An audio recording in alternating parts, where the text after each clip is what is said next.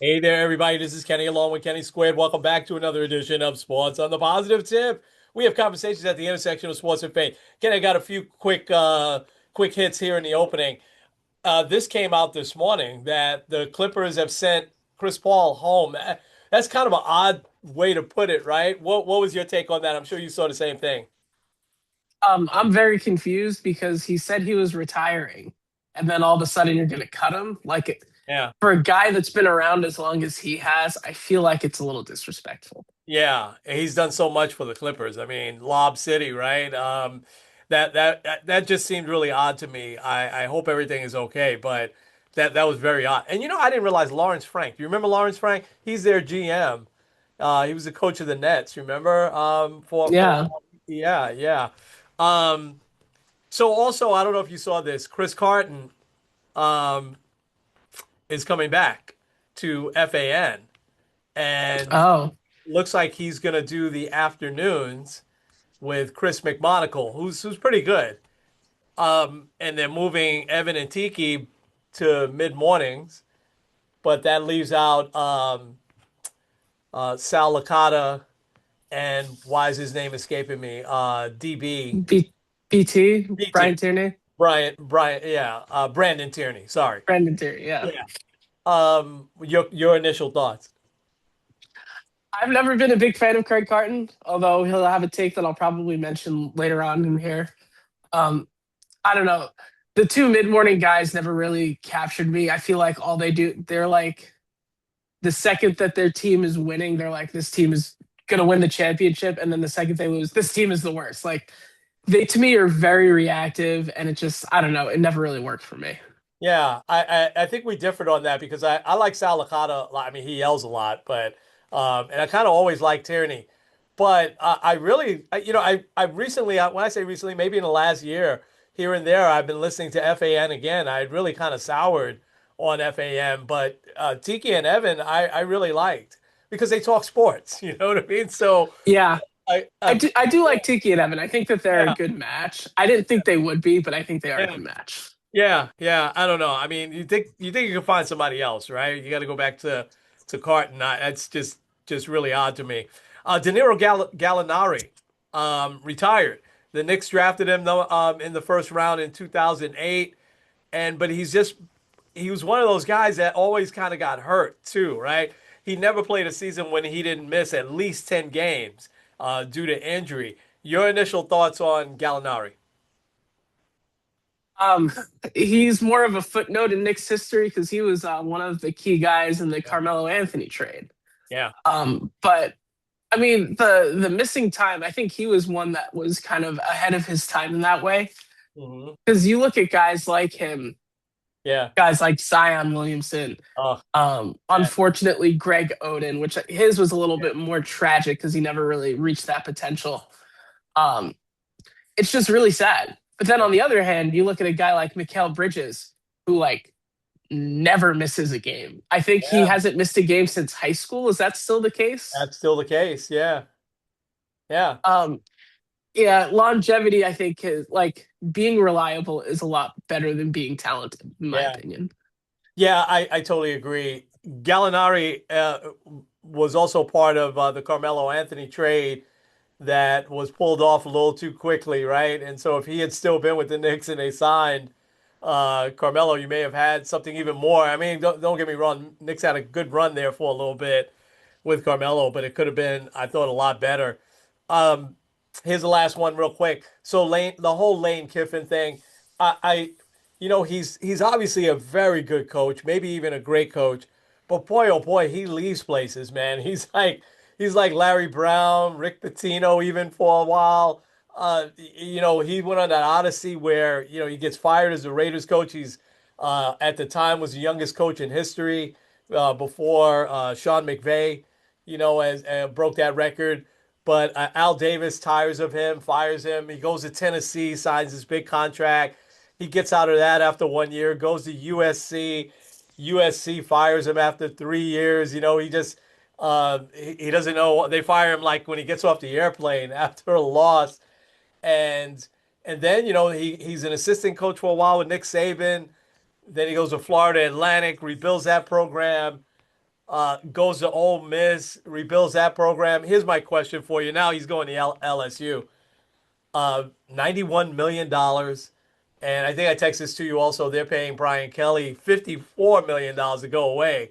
So, do that math. That's $146 million dollars at LSU. Is like, that says something that we could talk about another time about the money in college football. But my question to you is that Ole Miss said, "Get out. That's fine. Go away." Ole Miss is more than likely going to be in these football playoffs. Would you have let Lane Kiffin coach them through the playoffs? I wouldn't have let him coach through the playoffs, especially if he already has a deal. Like, if it was already basically confirmed that he was leaving, Yeah, I'd be like, because I'd be worried that he'd try to do something to not help us win. yeah. And also, that would be a huge cloud of distraction over the team because, like, Oh, yeah, all they would be doing is asking about, oh, like, how do you feel about the coach leaving? Like, yeah. I think it's best that they let him go away. I do too. And apparently he wasn't happy about it, and the players are now, kind of turning on him. And one of his top, and the guy they said that was going to coach was Joe Judge, but he took his other top assistant coach with him to LSU, but they're letting that assistant coach go back and coach Ole Miss if they do make the playoffs. I think they have one more game anyway. It's just an interesting situation, and I think he'll do well at LSU because he's a very good coach. But boy, oh boy, all of a sudden he's not all that young anymore. He's 50 something years old, early 50s, which is still very young. But he's not the boy wonder anymore. But he's still a very, very good coach. But boy, does he leave! I mean, just like he chases the next, the next job all the time. All right, we've got a little bit of baseball. We're mostly Mets to talk about, but I have a Yankee question for you in that. We'll go through your NFL rankings. We've got some NBA stuff and inspiration. You ready to jump in? Let's get into it. This episode of Sports on the Positive Tip is brought to you by the Tavern Coffee House. Attention coffee lovers. Are you craving the perfect cup of coffee to start your day? Well, look no further than the Tavern Coffee House. It's located at 12302 Buckeye Road in Cleveland, Ohio. You can also check them out and order your coffee at thetaverncoffee.com. Hey there, everybody. This is Kenny and...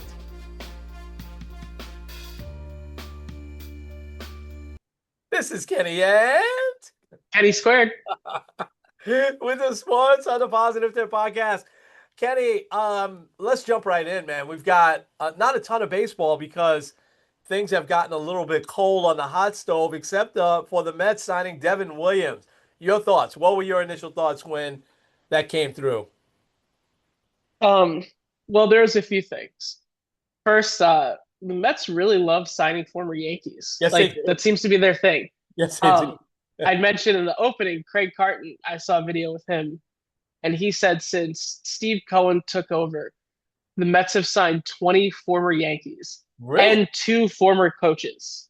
Wow. Kind of 3 if you count Anton Richardson, but I don't think he really counts. Yeah.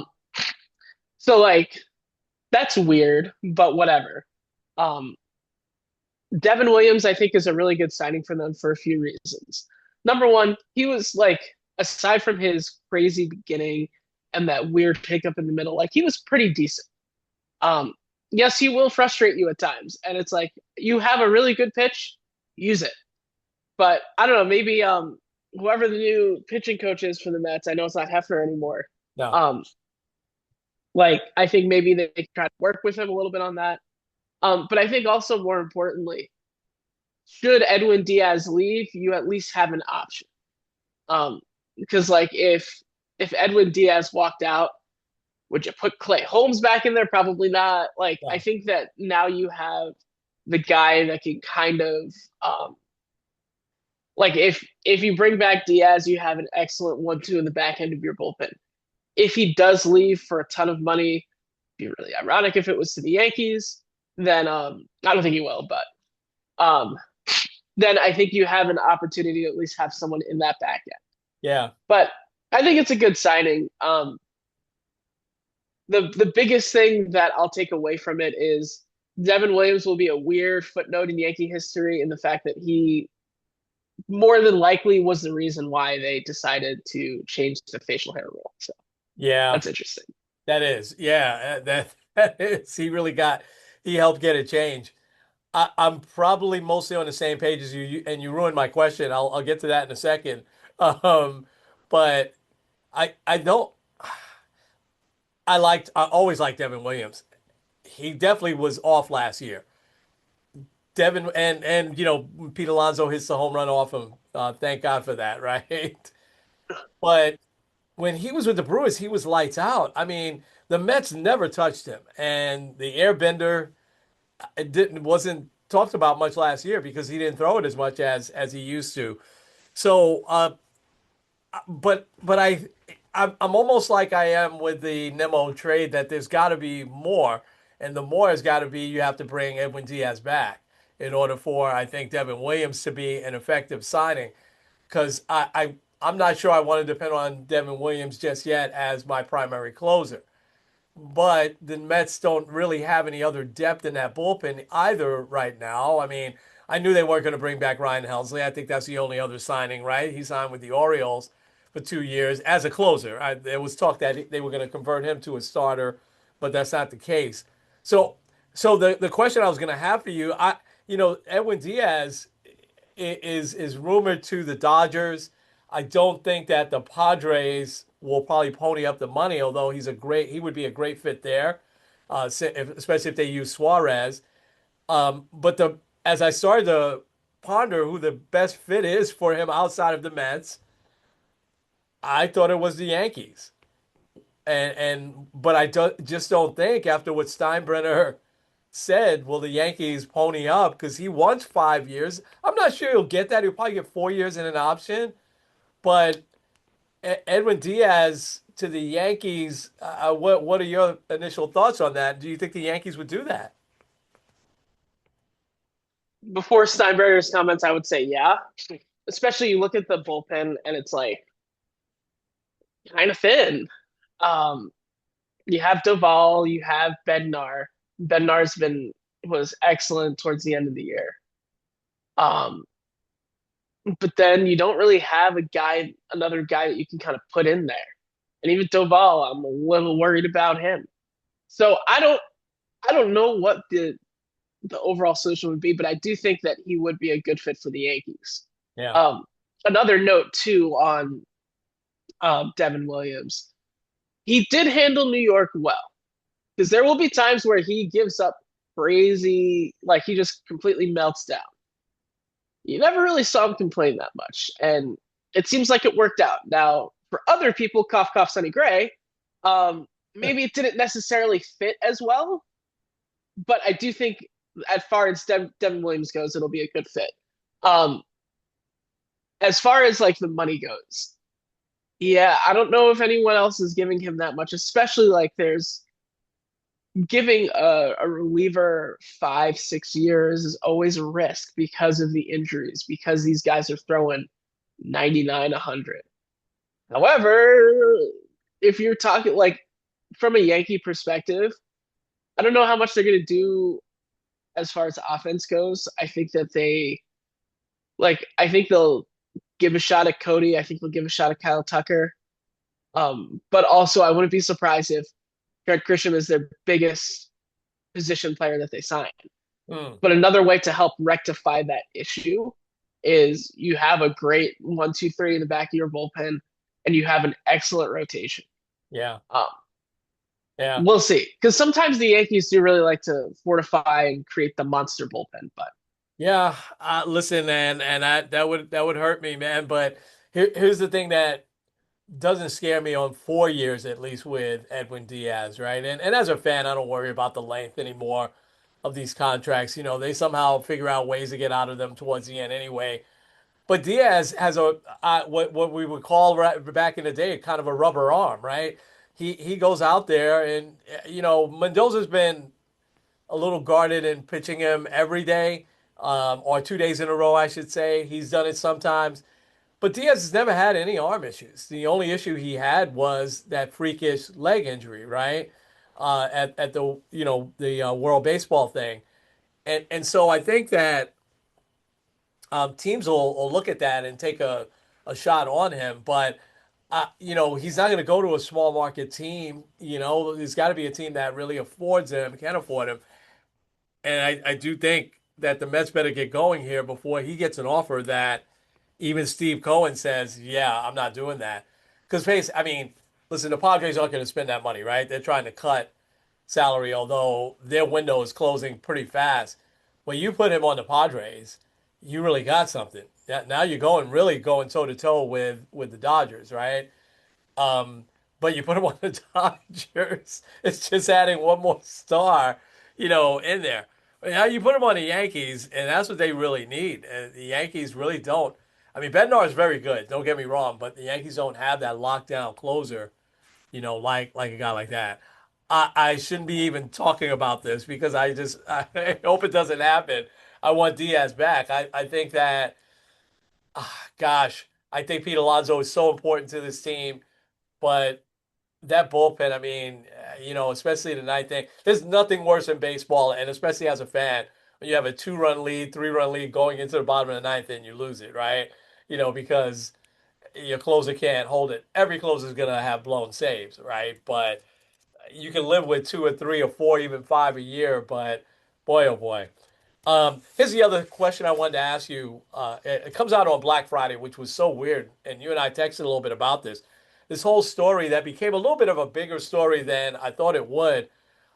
Francisco Lindor and Juan Soto not getting along, and um, Lindor and Jeff McNeil getting into another altercation, but it didn't turn physical.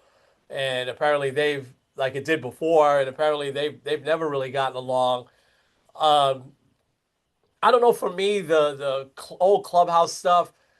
I guess we've seen some times where it does prove to be well with Jose Iglesias the other 2 years ago coming up, and apparently everybody came together and everything. Um, and I had told you this before. I think that some of these veteran players look at Lindor in a little sideways. I never thought that Scherzer and Verlander, and I saw Verlander roll his eyes when and kind of shooed Lindor away when he was coming to the mound one time. And Soto's cut from a little bit of a different cloth, right? Soto is really a lunch pail, just get to the ballpark, grind it out type of player. While Soto is funny because he can be a little flashy on the field and he can be a little bit of a hot dog, right, with the shuffle and he'll stand there and watch a home run for like 20 seconds. Um, he's good at tuning out the other stuff. You don't see many pregame interviews with him. Uh, Lindor likes all that stuff, right? Lindor is very fashionable. I think Lindor likes the other stuff that comes with being a star baseball player in New York. The one game we went to this past year, there was a long line in the stands where we were sitting at, and they were waiting for a player, and we both, the gentleman I was with, he said, "I bet you it's going to be Soto, going to be signing some autographs." I said, "No, I bet you it's going to be Lindor." And sure enough, it was Lindor. He loves that stuff, and nothing wrong with that. But McNeil is kind of cut from the same cloth as Soto. McNeil doesn't like any of the flashy stuff. He's just a baseball player, right? Now, McNeil's certainly not as talented as Soto, but I could see, the clashing there. But I also don't see it as an issue. Soto and Lindor are going to be teammates for at least the next 5 years, right? So, I mean, neither one of those guys are going anywhere. So they're going to need to work that out, in my opinion. What was your take on all this? Um, I think first of all, the timing was very weird. Yeah. Um, like I feel like this would make a lot more sense to come out, say, a few days after the regular season ends and the Mets are out of the playoffs and everything like that. Like I don't understand like why it came out when it did. Um, but also, like you just said, these two guys, you're not trading Soto. Like that's just not happening. Um, and you're not trading Lindor. No. I mean, if you want to trade Lindor, the Yankees can give you Ben Rice and maybe a starter. I'll take him in a heartbeat. Um, but like both of these guys, they're very much anchors of this team for, like you said, the next half decade plus. Um, And like I feel like there is still something a little bit odd about the Mets clubhouse. And maybe just like I think that's part of why you had to get rid of Brendan Nimmo. I think that's also why McNeil is probably on his way out. Yeah. Um, but also like Lindor kind of seems like he's more the celebrity type. I mean, he's in New York. He's a Yeah. lot more with like the fashion and everything. And it seems to still be fitting a little bit. I think Juan Soto is a lot more like Kevin Durant, where Yeah. he's like, Good I don't comparison. care about leadership. I Yeah. don't care about the glam. I just want to play ball and that's it. Good And comparison. like, Yeah. and that should be fine. Um, However, if these two don't get along and it starts to get ugly, then I don't know how you even start a trade with any of these guys No. because like both have a no trade. It just No. would be really challenging. Yeah. But also, you know what would solve all of these issues is winning. I Yeah. mean, look at the Eagles last year. AJ Brown was reading a book on the sidelines. People were saying that he hates being there, and they still won the championship. Yeah. You didn't hear anything about that in the Super. Yeah. If these guys win, then it's going to be a moot point. I agree. That's the bottom line, and it's funny because Lindor is so entrenched now, with the all my girl song, walk up song, and everyone sings, and he has, his wife and daughters are at the game. Nothing is wrong with any of that. He's enjoying it, but Soto is just the absolute opposite, And it's funny because I thought Soto would be the one that would, love all that, but I think Soto for him, once he's on the field, even with all the antics and stuff like that, he's kind of all business, but so is Lindor. Lindor plays hard, and I think that, like you said, though, they're gonna have to work it out. All right, I think we'll have a lot more baseball over these next coming weeks. I hope. I know the GM meetings are coming up, but usually the GM meetings used to be where things would happen, but not these last few years. So I think so. Yeah. Yeah. Uh, one thing I've seen is that a lot of people think during the winter meetings that the Japanese pitcher Imai sign, Okay. which Uh, that's a guy I want on the Yankees. yeah. He said that he wants to beat the Dodgers. So anyone that says that is good in my book. Come on to the Yankees then, right? Bring it on. All right, we are gonna jump over to some NFL, right? And before I pull up your screen, I just again are gonna jot down some of the. I know you're gonna hit on all of this.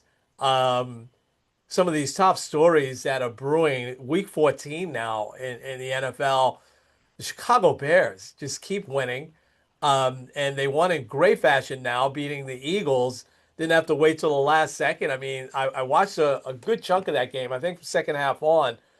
And by the way, that's a good time to have a game on, man. After on Black Friday like that, there's really nothing else, happening. After we did some bowling like you guys did, and settled back in the afternoon, I'm like, oh man, I'll watch this. Um, Cowboys also a big story, I think, brewing there. Got to give them a lot of credit. The Chiefs, is this it at least, for this season? The Texans, what a great win for them. They've won four in a row now. The Patriots, I finally saw because none of their games have really been on here except against the Jets. But at the expense of your Giants, I saw why they're really a good team. They've got some great players and they've got some playmakers, particularly that running back. Reminds me of the running back for Detroit. He's so good. And and Drake, I mean, the quarterback is so good too, and they're getting great coaching. But here's the other story brewing: the Carolina Panthers knocking off the Rams. I mean, what a big story that's happening there. What a comeback! I mean, it wasn't just last year; they were terrible the year before, But now you've got the quarterback that it looks like, oh my gosh, maybe he can play.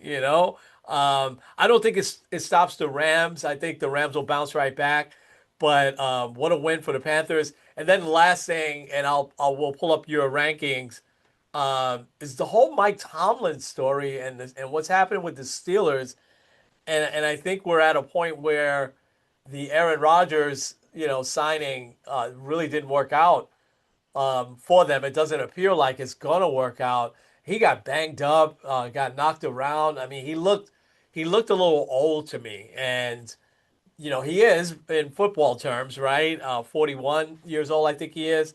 But fire Tomlin, did you ever think we'd hear that from the fans? Towards that game, I turned away from that game because it wasn't competitive after a while. I thought, hey, this is a big 4:30 game, end of the weekend, but it really wasn't competitive. So lots of little stories brewing, in the NFL. So you could start to share some of your takes, and I'll share up your screen here. Yeah, so I'll start with this. I like how Colin Cowherd says it, that like you kind of have to know who your quarterback is by like the end of or by Thanksgiving year two. Um, Now I think there are three guys that have kind of emerged as like I think these guys are franchise quarterbacks. Two of them are in that Thanksgiving by year two frame, and that's the two number one seeds in Drake May for the AFC leading Patriots and also Caleb Williams for the NFC leading Bears, which is both crazy to say. Um, but also, I think the third one is kind of Bryce Young. I think he's really emerged as like a guy that has shown he can lead a team to the playoffs and possibly beyond. So, Yeah. yeah. And it's a weird season, and I'll get into this here now. The Giants aren't alone in Cancun. I'll add a couple notes to the Giants. Um, Props to them for not giving up 300 passing yards to Drake May, only holding the Patriots to 3 points in the second half. Great. Wish you could have done that in the first half, and maybe actually kick the ball on a field goal. What a novel idea that is. That was awful, man. Wow. I don't remember the last time I ever saw that. You Yeah, know. I don't either, and I feel bad because it's going to be like the Nate and I were texting about it. This is going to be a blooper reel for years. And Yeah. Uh, he used to be a good kicker. I don't know what happened, yeah. but yeah. Now we have five officially eliminated teams: the Raiders, Cardinals, Giants, Saints, and Titans. Um, there are four other teams that could join them by the end of the weekend. We'll see. Um, but let's get to this next tier. How are we still alive? Huh. All five of these teams still technically could make the playoffs. The Falcons with Kirk Cousins makes it really hard. I want to talk about the Browns a little bit, Mhm. but also the Jets still have a path. I watched a video about it. Their path is insane, but it is still possible that I believe they would have to be like 8 and 9 or whatever to make it, but they still could. Yeah. The Browns with Shadur Sanders, it still kind of seems like I don't know if he's good or not. I think that like you see flashes every a couple times every single week, but I don't know if it's enough to say, oh yeah, this guy's definitely our franchise quarterback. Um, I do think that he should earn a spot next year, and like okay, so I think the Browns are once again at drafting a quarterback. Which you look at the top of this draft, like the Giants will have a high pick. The Giants probably aren't drafting a quarterback. Mm. They got Jackson Dart. Right. You got the Titans. The Titans have Cam Ward. I don't think that they'll draft a quarterback either. No. The Cardinals might, because I think that they're probably moving on from Kyler Murray. Yeah. Uh, the Raiders, they're stuck with Geno for at least a couple years. I don't think you draft a quarterback there. No. And I think the Saints like their guy, Tyler Shuck, right? I think that's who they have. Yeah. So I think the Browns could easily get another franchise quarterback or draft another quarterback, which means they will have drafted three quarterbacks in two drafts, which would be My wild. gosh. Yeah. But I do think that they need at least that quarterback competition in there. Miles Garrett to me is the story moving forward. Yeah. I believe he's at 18, 19 sacks now. It looks like it's not a matter of if, but more when he will break the sack record. Fun story on his like the wrapping on his arm. He wrote the number 25. which is what his goal is for sacks this year. So props to him. Here we Yeah. go. All right. Kenny, does the coach survive in Cleveland? Uh, I think it depends on how much he actually plays Sanders. I think if because he's kind of been a little pushbacky with it. Um, I lean no, but I also wouldn't be surprised if he's back. To me, they need to just clean house. They got rid of the base DePodesta, get Andrew Berry out of there, get Stefanski out of there, and just like literally start from scratch. You have the best defensive player in the game. You have multiple high draft picks. Start over. Huh. Like just Yeah. completely hit the reset button. Yeah. But I also could see them being like, well, we saw a little bit of progress. We won 3 or 4 games, and we thought we'd win 2. Like, Yeah. I don't know. I Was do there? think that. I'm sorry. Go ahead, finish. I wanted to ask you a Well, question about another team in that tier. I do think that you look at his overall record. Like Stefanski has won Coach of the Year, but the last few years it just hasn't been working. I think you just need. I think you need a different voice in there. Gotcha. Okay. I think they've been patient, right? With him, I think it would be fair. I'd like to see him get one more year, because I like it when the stability stays there. But you're probably right. Um, the drama with the Vikings this past week has it. I mean, because Seattle sort of rubbed their noses in it here, and they up close and personal, they see Sam Donald just wax him. I mean, it's 26-0. They had to have the other backup quarterback in, who was awful. And Justin Jefferson, I think, only had 3 yards. We talked about last week. I felt like, you're wasting the best wide receiver in the NFL here. Um, where do the Vikings go from here? Would they take a shot on like a Kyler Murray, or, what are you thinking there with that? Because I mean, weren't they 14-3 last year? I think they were 14-3. Yeah. Yeah. I I don't understand why they let Sam Donald walk. I mean, you and I have talked about that a lot. You feel the same way. What did the Vikings do? I don't think like unlike Stefanski, who I think his seat is like warm to medium warm to hot. I think Kevin O'Connell, he's fine. I don't Yeah. think he's going anywhere. I Right. do think that they need to avoid the rookie quarterback, but also like it's hard to keep the other players around him. Like it starts to get really expensive if you add in a more veteran quarterback. But I think they're a good fit for Kyler Murray. I think especially the different skill sets that he has would fit really well there. Yeah. Um, Yeah. I don't know if there's another like maybe like if a Brock Purdy. Well, I don't think they're going to trade Brock Purdy, but like a Mac Jones, Daniel Jones, if for whatever reason the Colts decide to move on from him. Yeah. Um, but I do think they need a veteran quarterback because I think their system is really good. Yeah. You just need a guy that doesn't turn over the ball. Yeah. Jameis Winston would be great there too. Yeah. Yeah. Absolutely. Okay. All right. So next year, can we have a strong December? These teams are kind of on the either just in the playoffs or on the fringe of the playoffs, but they need to go like 3-1, 4-0 to have any type of case to make it to the playoffs. You have the Bengals here. I think the Bengals with Joe Burrow are just a different team. Dangerous. Um, Yeah. and they not only do they have a shot for sneaking into the playoffs, they have a shot for the division because the AFC North has just decided, we're not going to actually play football this year. Um, the Cowboys, I think, are one of the teams that like a lot of people are like, oh, like can they actually make it there? Dak Prescott's probably going to get a couple MVP votes, maybe like a third or fourth place or whatever. Um, I think what's surprising with them is their trades seem odd. Their head coaching hire seems odd. But yet, here they are with a shot to make the playoffs. Yeah.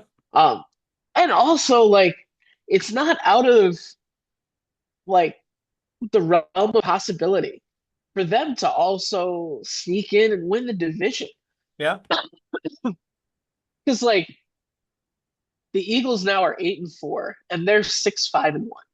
And the Eagles, I think a lot. I'll get more to the Eagles later, but I think a lot of people are like, oh no. And also, I always go back to we haven't had a repeat champion in the AFC and the NFC East since 2004. That's Eagles won it amazing. last year, so That's we'll amazing. see. Last 2 weeks, Um, they've beaten the two teams that were in the Super Bowl last year. You know, exactly. yeah, So I don't know. They're a team I would look out for. Um, Another team to look out for out of nowhere is Miami. yeah, Miami is 5-7. yeah, I don't know how they're doing it. yeah, Like Tua hasn't looked amazing recently, but I don't know. Now their schedule the rest of the way is brutal. um, so I say brutal, and then the first team I'm going to mention is the Jets. Um, sorry, uh, but then they go at Steelers on Monday night, and then they are against the Bengals, the Bucks, and the Patriots. Hmm. Wow. That Patriots game could mean nothing for that can mean nothing for New England. They'll probably seal up the 1 seed and everything like that. Mhm. But still, the Bucks are going to be fighting for their playoffs lives. The Bengals are fighting for their playoff lives, and the Steelers are. So they need a strong December in order to kind of get there. Um, you have Tampa Bay. Tampa Bay also, they're 7-5. They are clinging on to that division lead. Yeah, Um, Really, to me, what'll come down to that division, like they play the Saints, the Falcons, the Dolphins, but they play twice against Carolina. That's what's going to decide the division. wow. Those are gonna Bottom line.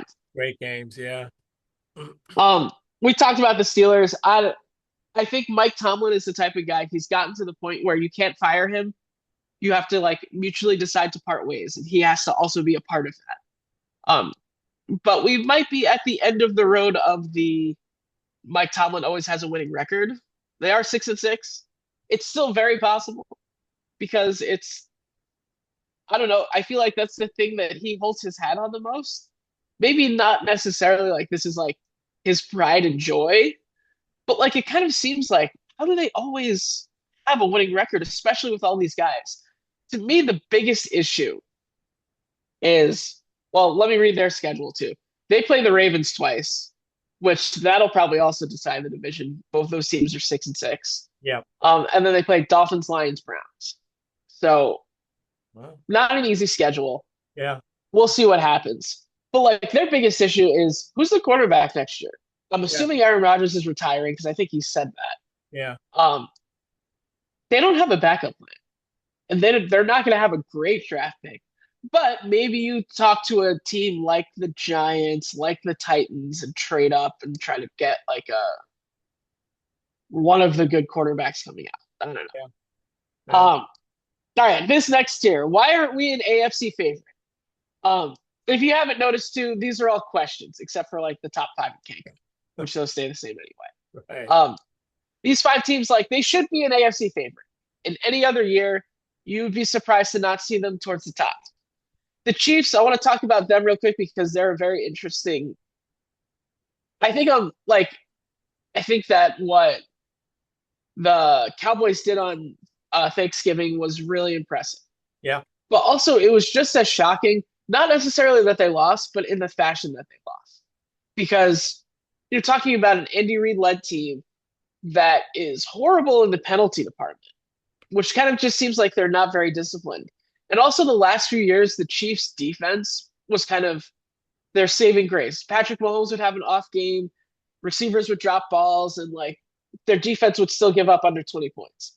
But their defense has been horrendous this year. yeah, This that kind of shows it. Losses this year when taking a lead into the fourth quarter after trailing. Um, so like basically you come back in the fourth quarter and then you still end up losing. The yeah. Giants have 3 losses in such situations. The Dolphins have 3 losses in such situations, and so do the Kansas City Chiefs. Wow. In for comparative terms, I heard this and I'm like, wow, that's crazy. That happened to Tom Brady 3 times in his first 15 years in the NFL. Wow. So not only does that kind of settle the GOAT debate for now, but Yeah. Yeah. Kansas City, I think if they miss the playoffs, yes, you can point to a team like Minnesota, but you can also say the quarterback issue. Yes, you can point to Baltimore. If Kansas City misses the playoffs, they're the most disappointing team. Yeah. Um, Baltimore, I'm starting to worry that Lamar Jackson is hurt. No touchdowns, 3 picks in his last 2 games. That's not Yeah. good for him. Yeah. I put the Bills in here because I feel like the Bills should be higher, and they're coming off of a great win, but I feel like they can't duplicate it from week to week, and that's something that's kind of concerning. Yeah. Um, Shout out to the Texans who have really gotten back into this race, Sure have. but Yeah. also they should have been up there anyway. And then I put the Chargers here too because the Chargers are in a spot where their quarterback is hurt, broken hand, their offensive line is banged up. It's going to be hard for them to, even if they make the playoffs, it's going to be hard for them to win multiple games. Mm. Are we just getting started? Um, and this could be positive or negative for this tier. These are the teams where it's is this just the beginning of a good thing, or is this just the beginning of a bad thing? The Colts are there because I don't know if it's a good or a bad thing. I don't know if they've just kind of hit a road hurdle. Daniel Jones is playing with a broken leg. Uh, we'll see how that goes moving forward. Um, the Eagles, I think there's always a team every year where they start out like super red hot, 10-1, 8-0, and then you're like, I don't know if I believe in this team. Yeah. And then they peter down the stretch and then lose in the first round. I feel like the Eagles could be that team. Could be. I don't know. They are 30th in the league in drives ending in a punt. They are dead last in 3-and-outs, which is surprising for a team Wow. that won the Super Bowl last Yeah. year. Yeah. Yeah. Wow. Jacksonville, I think Jacksonville takes first place after the Colts lost. Yeah. We'll see how they do. I think that they're kind of emerging a little bit. Carolina, we talked a little bit about them. Bryce Young has really taken that next step. Yeah. San Francisco, they took care of business in Cleveland. I mean, it wasn't that hard, but they took care of business. The Right. Packers, I don't know what to do with them. They play a great game on Thanksgiving. They did. But like also they've had some head scratching games. Not even against the Browns, but against other teams. It's like I don't know if they're good or I don't know if they're bad. Yeah. Last top five, the Patriots, they still got a winning streak going. Drake May leads the league in passing yards and has yet to have a 300 passing yard game. He's so consistent. Yeah. He is so consistent. And I feel like Patriot fans are complaining that they had such a horrible stretch of losing. You had 5 years of okay football. I would take 1 year of okay football for the Giants. I would take 2 years of okay football for the Browns. It would make things a lot more exciting to watch football for teams that I root for. Yeah. So New England cry. Congratulations. You've pulled the Packers and you've moved from one franchise quarterback to another. Yeah. It's hard to do. Rams lost, but I don't think it's going to have very long standing ramifications. Yeah. I think they'll be fine. Yeah, I do. Denver's still up there. Seattle also. I mean, you shut out the Vikings. You shut out any team in the NFL. It's impressive. Yeah. Yeah. And the Bears. I mean, shout out to Caleb Williams. He's starting to look like the guy that was hyped up at when he was drafted a year and a half ago. Yeah. And good for them. I think they have the right system. We'll see what happens this year. I think in the AFC, it's really hard to tell who's going to win because you have red hot emerging teams and you have the long-standing veterans that look like they're all struggling. In the NFC, I think you have a couple teams that are really good and have continued to build. You have like the Rams, you have the Seahawks. You can't completely push out the Eagles just yet. You have the Packers who can put on a run, but the Bears are right there too. Yeah. And where they came from at the beginning of the year till now is impressive. Shout out to them. Really is. You see that Carolina scored 2 long touchdown passes on 4th down and relatively short against the. So I mean, they really caught the defense flat-footed, in that Yeah. game.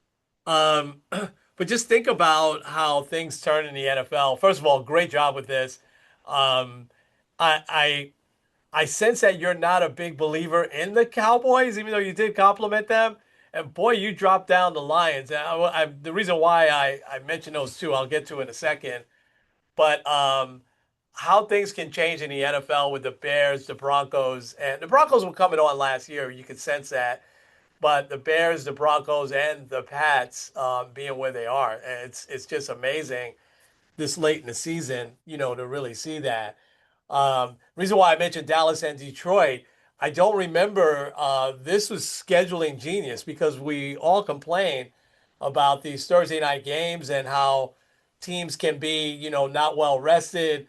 Well, you put Dallas against Detroit, they both have a week off. They both played Thanksgiving Day. So let's get to that segment now. What are you watching? Dallas at Detroit. What are you thinking? Because you've lost some confidence, I can see, in the Lions.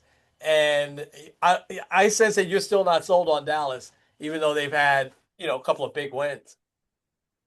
Yeah, I'm a little hesitant to say that they'll make the playoffs. I do think that they've really emerged. And if they do make the playoffs, it's Dak Prescott, Yeah. and you can make a really good case that he's the MVP. Yeah. It's playing. Probably won't win it. He'll probably finish third. I think it'll be either Drake May or Matt Stafford, depending on how the season goes. But I do believe in the Cowboys a little bit. Um, like if I'm talking like percentage that I think they'll make the playoffs, I'm at like 30%. I'd have to see a couple weeks here to see how Philly plays because I think their easiest path is the division. Yeah.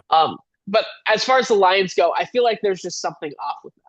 Yeah. And also their division is really, really tough. And they still have to play, I think, three more division games. So I'm going Dallas tonight. Or Going not Dallas tonight, tonight. tomorrow. Okay. All right. There we go. 1 o'clock Sunday. The pickings were a little slim, so I got Indy at Jacksonville. Ooh. This is this is a bigger game for Indy, in my opinion, than it is for Jacksonville. Because they need to kind of get this ship righted. Um, they've had I think for them just run the ball. Give the ball to Taylor, let him cook, and I think that they'll be fine. I Yeah. do think that they'll win because I think they see how important of a game this is. Yeah. Uh, how much confidence do they have in, I'm not putting them down, but how much confidence do they have in Anthony Richardson? It's got to be zero, right? Because you got a guy out there with a broken leg. And he's clearly limping. And almost every play he's clearly limping. And I guess it's safe to play where the injury is at because I'm like, how's somebody out there with, a fracture in their leg? But you would think, hey, let him rest and let's put in our capable backup. But boy, oh boy, they've probably lost all confidence in Richardson. The Desperation Bowl at 1 o'clock. The Steelers at the Ravens.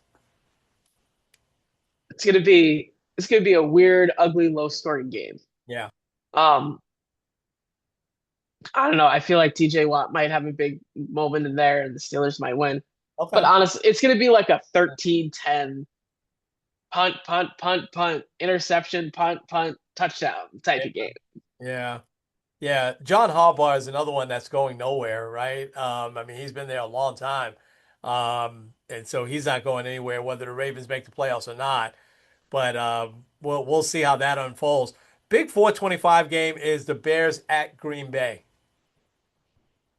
Ooh, that's a huge game. Yeah. This is like if the Bears can pull it off, which I don't know. I feel like maybe Micah will have something to say about that. Yeah. Um, if the Bears pull it off, it would be like because I think there's like the I don't know the Bears Yeah. are good, but Yeah. if they win, if they beat the Packers, then they'll be considered a top contender in the Yeah. NFC. My friend that's a huge Bears fan, you know him as well. He is jaded, just like I am with the Jets. Because he still doesn't want to say that so far this has been a successful season. Or that Caleb Williams is the guy for them. He's like, no, I don't know. Something else is gonna happen. So I think I'm with you. I think if the Bears go into Green Bay, late afternoons, going to be cold there.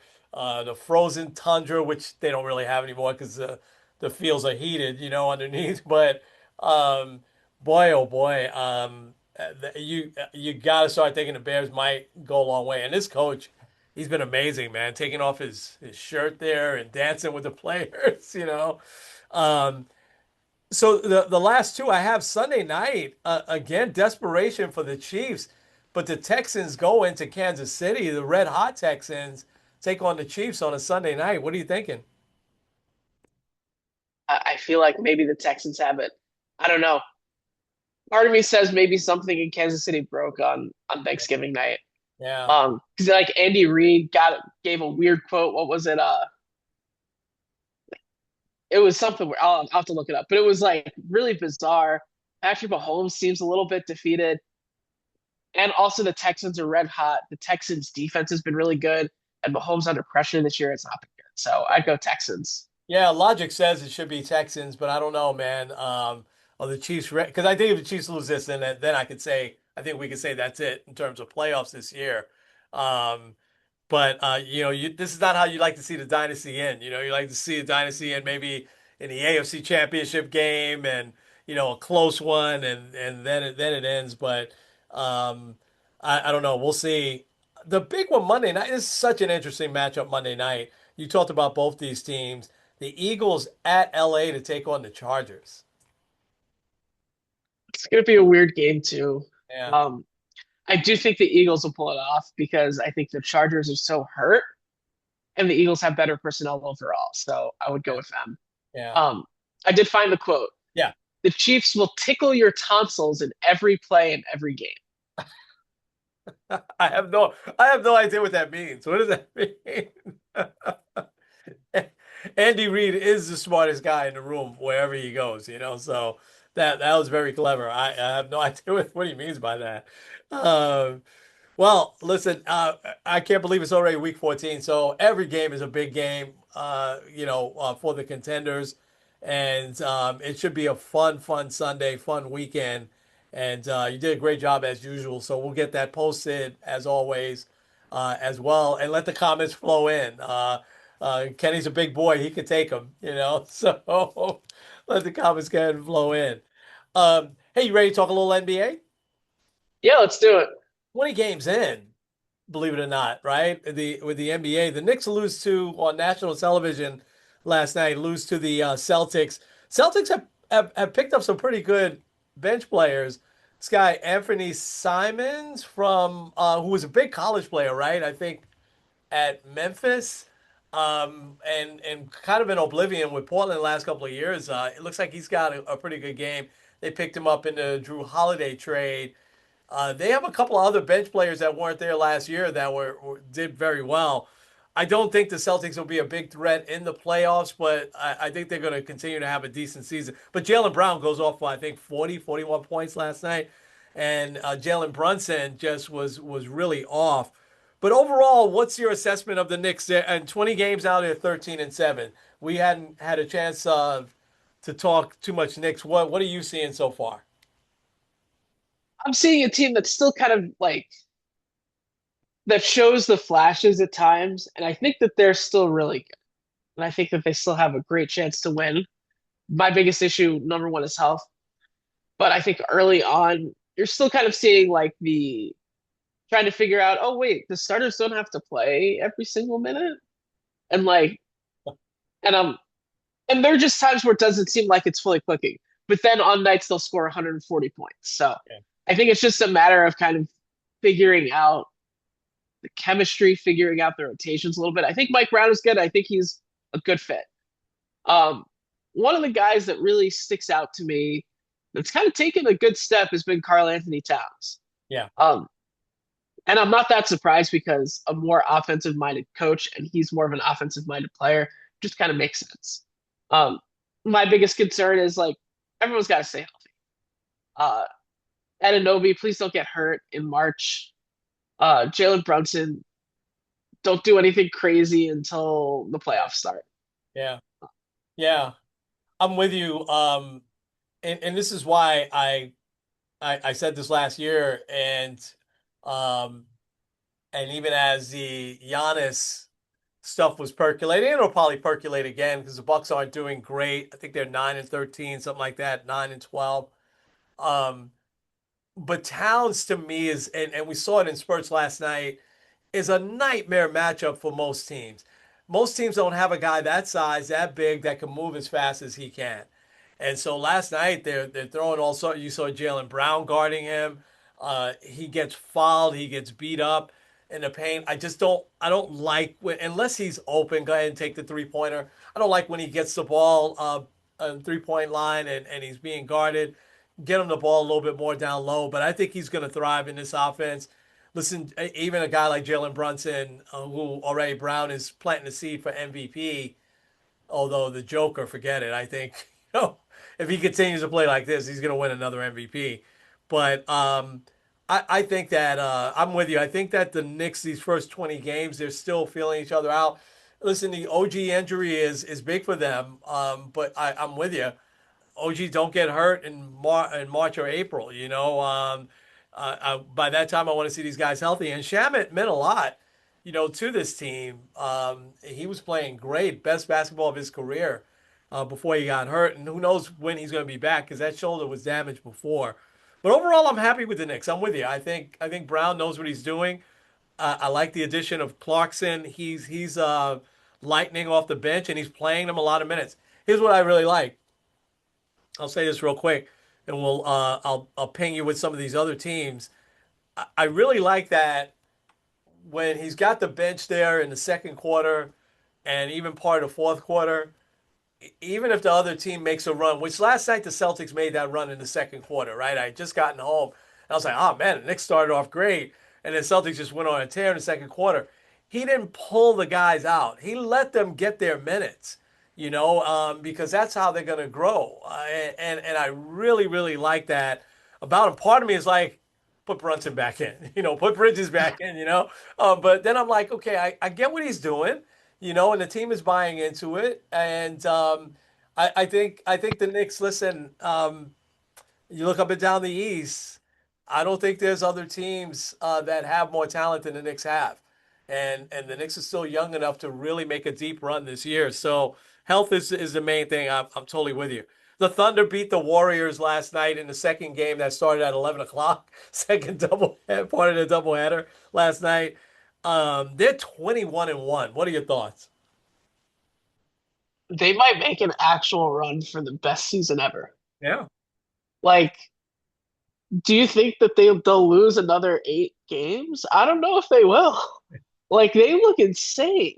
And once again, they because of the way things will work, they'll end up with a top lottery pick and like I think because okay, so different sport.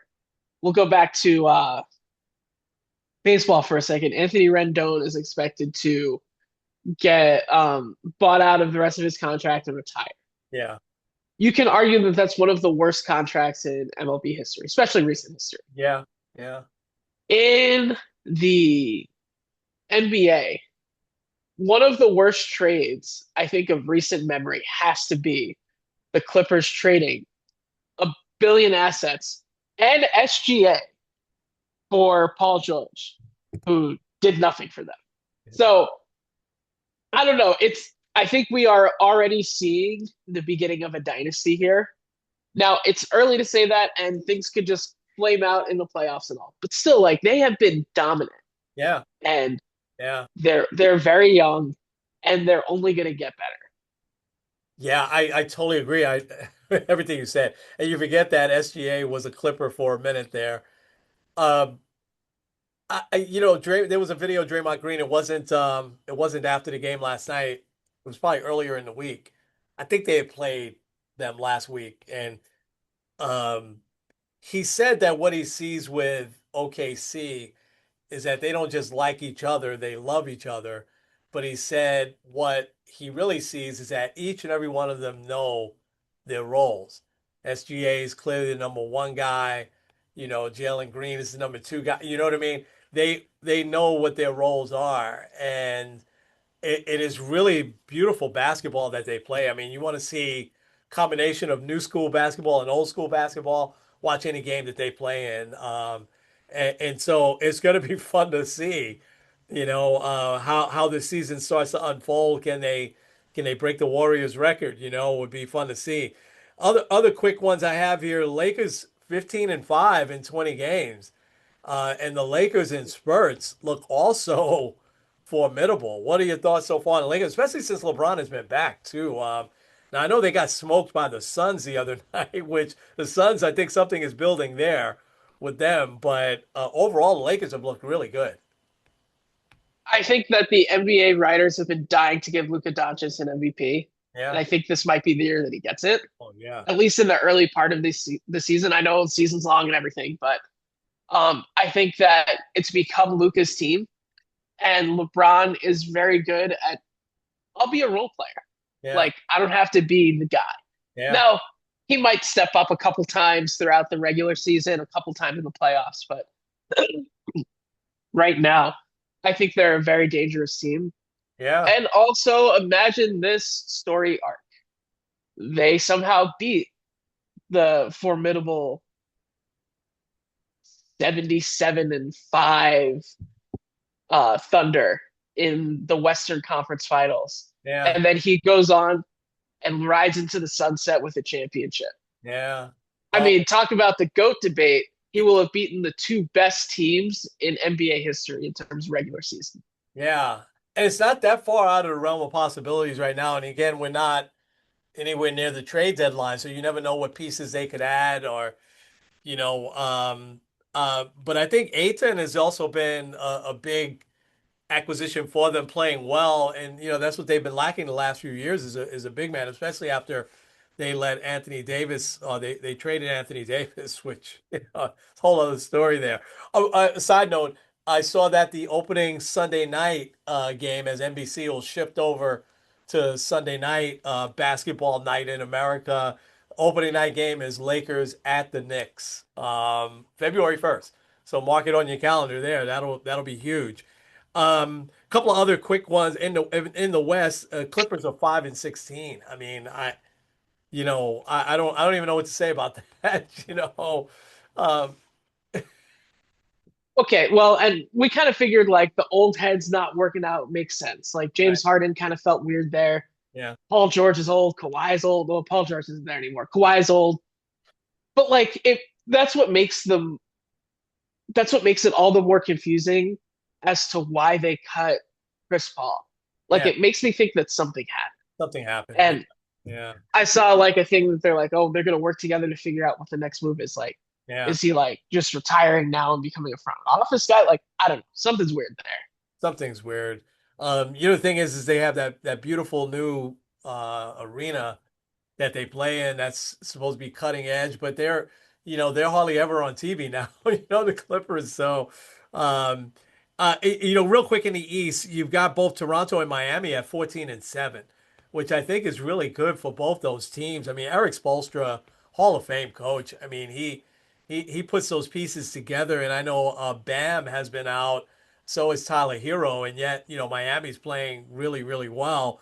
And Toronto, the Knicks, I mean, handled them really well on that was Sunday night. I think they played, but they've got a really also good team, and they seem like they also have a coach who knows what he's doing.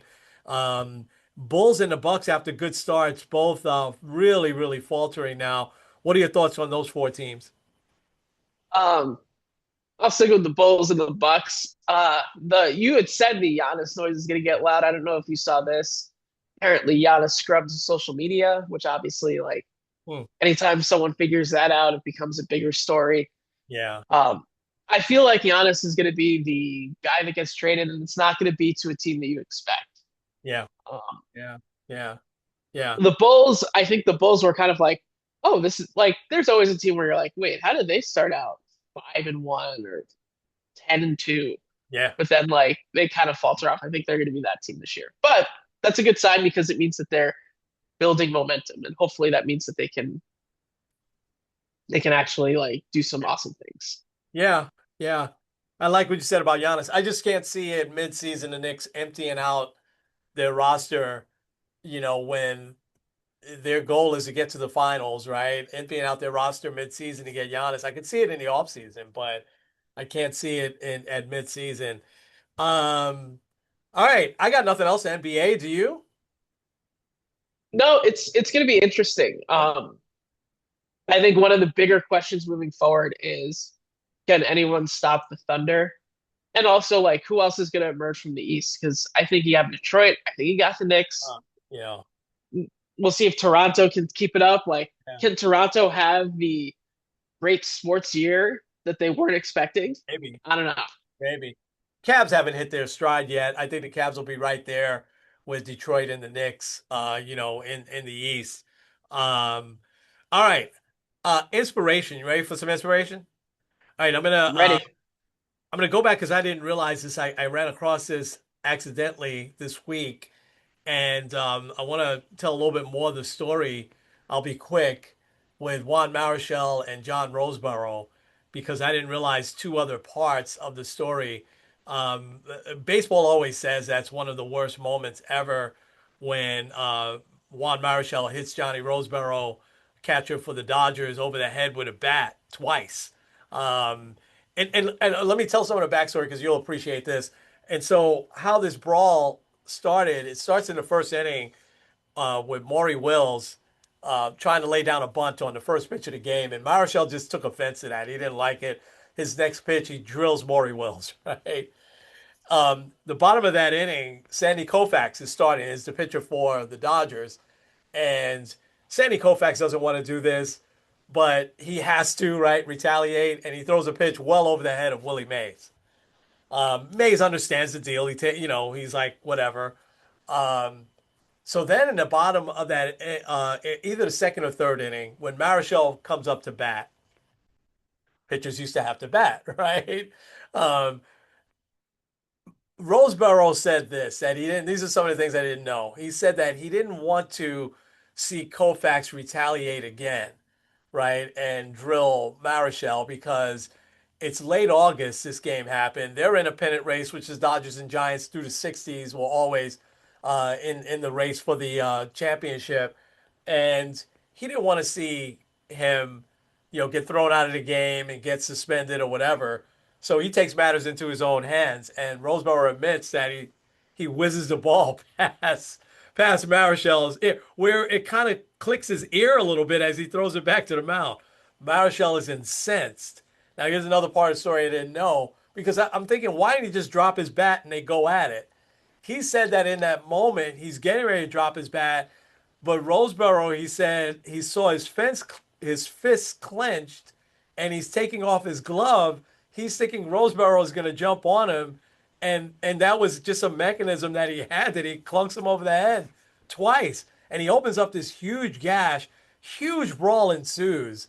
Somebody else on the Giants, and I haven't been able to figure out who. If you ever see the video of it, they don't show the hitting of the head. They show the fight that happens after. There's another Giants player that comes out with a bat as well. I mean, it's just a nasty brawl that happens. So anyway, another part I didn't know. The next day, Don Drysdale, Sandy Koufax, a few of the Dodgers who knew Marichal seek him out, before they're getting ready to play the next day.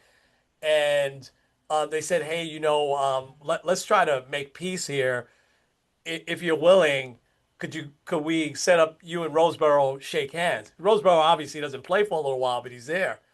Um, Marichal says okay. Roseborough wants nothing of it.